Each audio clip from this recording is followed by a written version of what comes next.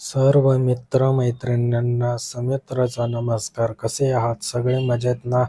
असायलाच पाहिजे.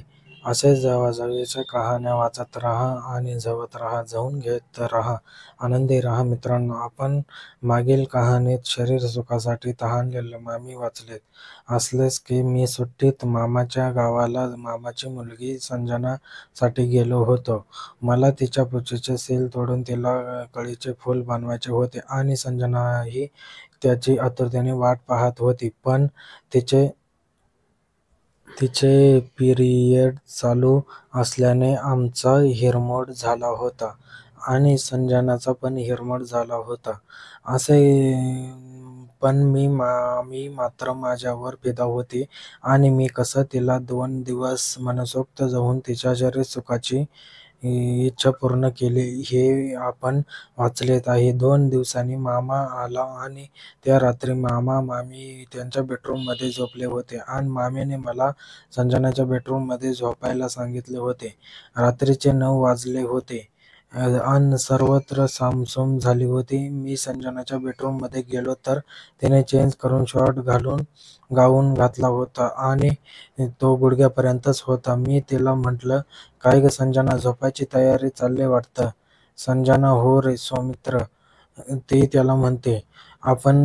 पण मला लवकर झोप येत नाही. काय करूया आपण?" "मग मला काही इतक्या लवकर झोप लागत नाही." "मी हो गं संजना, मलाही इतक्या लवकर झोपायची सवय नाही गं. पण काय करायचं?" "संजना, हो सौमित्र, मी एकटी असते तर असेच बेडवर पडून राहिले असते. पण आता तू आहेस ना, मग चल आपण गच्चीवर जाऊन छानपैकी एक मोकळ्या वातावरणात बसून गप्पा मारत मजा करू या." मी हो म्हटलं. "संजना, तुझी कल्पना एकदम मस्त आहे.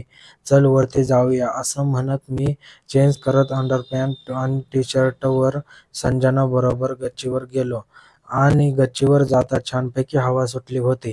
थंड हवा शरीराला झोंबत होती. वरती आकाशात टिपूर चांदणं फुललेलं होतं. चंद्र वरती आलेला होता आणि सर्व दूरचा परिसर चंद्रप्रकाशात न्हाऊन निघाला होता. अशा या रोमॅन्टिक वातावरणात लव्हबर्ड प्रमाणे मी अन संजना एकत्र होतो. मी राहून संजनाच्या खांद्यावर माझा हात ठेवला होता. माझा हात तिच्या खांद्यावरून खाली जाऊन स्तनाला स्पर्श करत होता आणि संजनालाही माहीत होता हा काय करतोय. पण तशी संजना शहारली व तिने तिच्या एका हाताने माझ्या कमरेला विळखा घातला अन मग आम्ही तसेच गप्पा मारत गच्चीवर चालत होतो. मध्येच मी बोललो. बोलता बोलता तिचे स्तन कचकन दाबत होतो. मग ती मादक स्वरात आहू असं अशी किंचाळत होती. इकडे अंडरपॅन्टमध्ये माझा लंड टाईट झाला होता. इकडे माझा अंडरपॅन्टमध्ये लंड टाईट झाला होता आणि अंडरपॅन्टचा तंबू झाला होता.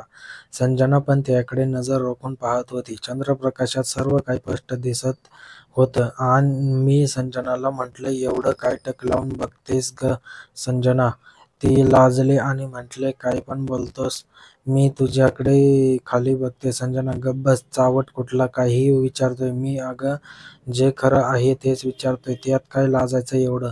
सांग आता." "संजना, खूपच चावटपणा करतोय सौमित्र. मी तुला माझ्या तोंडून ऐकायचं ना तर तुझ्या अंडरपॅन्टमध्ये तुझा लंडाचा तंबू बघत होते." झालं समाधान. पण असा ताठ कसा झाला तो? मी तर त्याला स्पर्शही केला नाही."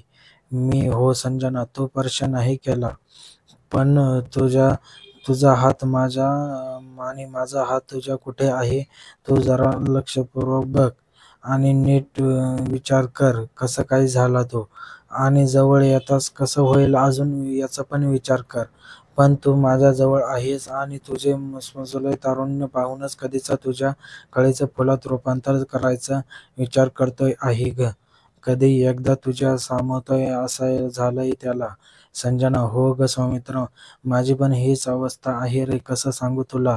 किती विरह सहन करायचा रे. आता जास्त वेळ नाही सहन करू शकत रे. चल आपण खाली माझ्या बेडरूममध्ये जाऊया." तिची आतुरता पाहून मी तिथल्या एका बिनहाताच्या लाकडी खुर्चीत बसत तिला म्हटलं, "थांब जरा. असा विचार बरा नाही." ती ती संजना त्याला बोलू लागली की का बरं, तुला पण हेच हवंय ना, आणि मला पण तेच हवंय.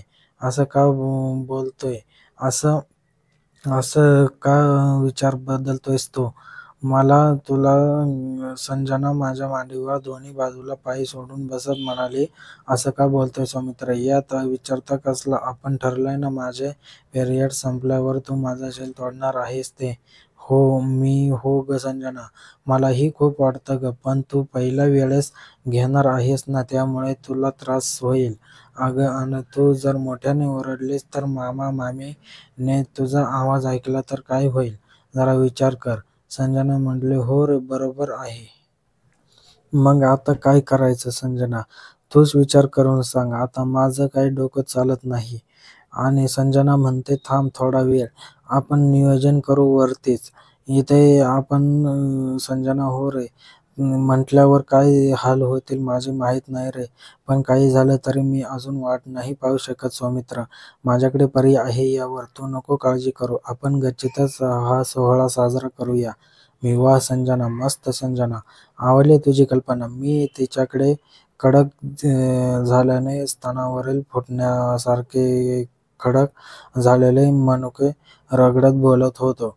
आणि ती पण माझ्या पॅन्टमध्ये हात घालून दाबत होती माझा लंडा. आणि ती पण माझ्यासोबत गरम झाली होती. संजना एकदम खुश होत माझ्या ओठाचे चुंबन घेत उठली आणि म्हणाली, चल आता, चांगल्या कामाला वेळ नको.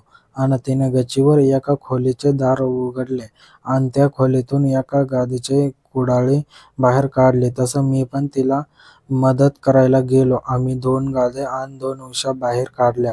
मग मी एकावर एक 2 उश्या गाद्या टाकल्या आणि उश्या ठेवल्या. मला आता धीर धरवत नव्हता. मी झटकन संजनाला गाऊन काढला तशी ती पूर्ण नागडी झाली होती. आणि ती पण तिच्या हातात माझा हत्यार दिले आणि ती पण बघू लागली, हा तर खूपच मोठा आहे रे, असं, कारण तिने आतून काहीच घातले नव्हते. माझ्या या अचानक कृतीने संजना चेकाळती होती. तिला पण हेच हवं होतं. मग तिनेही माझा हत्यार बाजूला काढलं आणि थोडं जवळ आले. टी-शर्ट आणि अंडरपॅन्ट एका झटक्यात काढून मलाही नागडं केलं होतं. माझा लंड संजनाला नागडं पाहून जोरजोराने झटके मारायला लागला होता. संजनाची नजर झटके मारत असल्याने माझ्या लंडावरच खिळून होती आणि तिचा एक हात आपोआप तिच्या पुच्छीवर गेला आणि दुसरा हात माझ्या लंडावर आला. तसा माझा लंड तिच्या स्पर्श होताच अधिकच झटके मारू लागला होता. आणि संजना पण आता गरम झाली होती.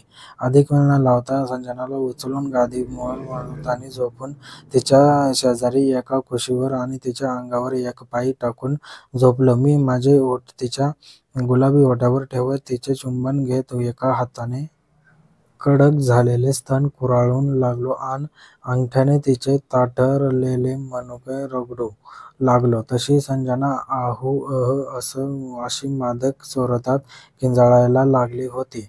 आणि मी तिच्या तोंडावर हात ठेवून आवाज कमी करायचा प्रयत्न केला होता. आणि संजना पूर्णपणे गरम झाली होती. आता तिचे दोन्ही हात माझ्या मांडीवर, कंबरेवर, माझ्या गाडीवर फिरवू लागले होते आणि त्याचबरोबर मी माझे होठ चोखळत माझ्या जिभेची तिची जीभ घासू लागली होती. दोघेही एकमेकांच्या जिभेला चोखत एक वेगळाच आनंद घेत होतो. मी सुद्धा आता पूर्ण गरम झालो होतो. मित्रांनो, कशी वाटली स्टोरी कमेंटमध्ये नक्की सांगा. जे नवीन असतील या चॅनलवरती त्यांनी चॅनलला सबस्क्राईब करून घ्या, जेणेकरून आपल्याला अशाच नवीन नवीन स्टोरी आपल्यापर्यंत पोहोचेल. सबस्क्राईब करायला विसरू नका. व्हिडिओ कसा वाटला कमेंटमध्ये नक्की सांगा. व्हिडिओ लाईक करा, शेअर करा.